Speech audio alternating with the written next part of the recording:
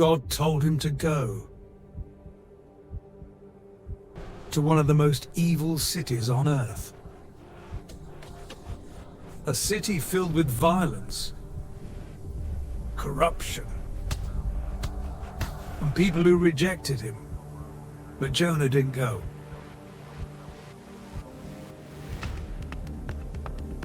He ran. And that one decision led him into a storm.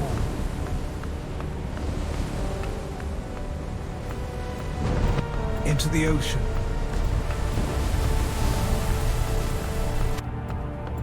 And into the mouth of something he never saw coming. This is a story of disobedience and God's mercy. Out of my way, peasant! If you connect with stories like this, consider subscribing. There's more you haven't seen yet. Let's begin. Jonah was a man chosen by God, set apart for a purpose he did not yet understand. He lived knowing that when God spoke, it was never something to ignore. Because when God gives a command, it carries meaning far beyond human understanding. Then one day, everything changed when God spoke to him clearly.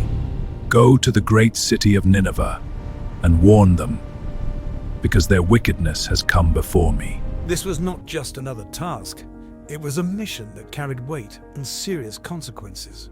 Because Nineveh was not just any city. It was known for its size, power, and corruption. Its people lived for themselves, focused on their own desires without caring about what was right. There was little mercy, little compassion, and almost no concern for the people around them.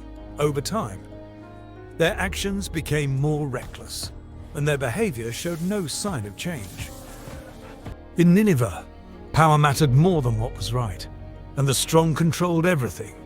People saw wrongdoing every day, yet no one stepped in, as if nothing was wrong.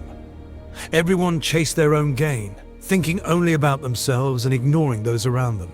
Over time, this way of living spread across the city, shaping how everyone behaved. Right and wrong no longer mattered, and people stopped questioning the things they once knew. They lived as if God did not exist, completely ignoring him in everything they did.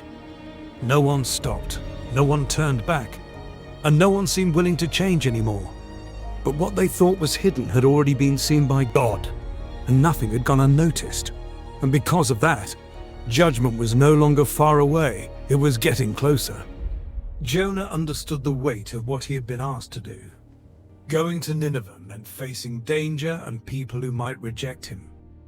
But the danger was not the real problem. Something deeper troubled him. He knew God was merciful, willing to forgive even those who had done wrong. And that was the part Jonah struggled with the most, more than the danger itself. The idea that people who had done so much wrong could still receive mercy did not sit right. And in that moment, everything came down to one choice he had to make. Instead of obeying God, Jonah chose to abandon God's mission and run away forever. Eventually, his path led him to a port where ships were preparing to leave. And there he found a ship that is going to Tarshish, which is the far opposite direction of where he is meant to go.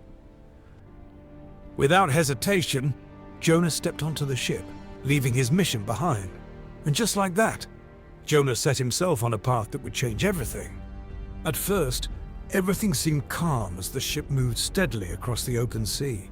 But deep down, something didn't feel right, even though everything looked normal. The sky slowly began to change, and the light started to fade faster than expected. Then the wind began to rise, pushing harder against the sails and shifting the sea. The crew began to notice their movements changing as concern spread across the deck. The waves grew stronger, crashing against the ship with more force each time. The ship began to lose control as the storm pushed it from every direction. Within moments, the storm turned violent, surrounding them with waves and thunder. Fear spread quickly as the crew realized this storm was unlike anything they had seen. And suddenly, it became clear that their lives were in real danger. Chaos erupted across the ship as the storm hit with unstoppable force. Water flooded the deck, making it nearly impossible for anyone to stand. Pray! Everyone, pray to your God before we die! And below deck, far from the chaos, Jonah was fast asleep. The captain rushed below deck, searching for anyone who could help. And there he found Jonah, asleep while everyone else fought for their lives. How can you sleep? Get up and call on your God. Maybe he will be able to save us. Jonah was brought back onto the deck, right into the middle of the chaos. Tell us, who is responsible for this disaster? Where do you come from? What have you done? Back in the days, people cast lots to find answers for a problem, so they casted lots. And the result pointed directly to Jonah. For a moment, everything slowed as they realized who was at the center of it. Jonah said, I am a Hebrew, and I worship the Lord, the God of heaven. I am running away from him, and this storm is because of me.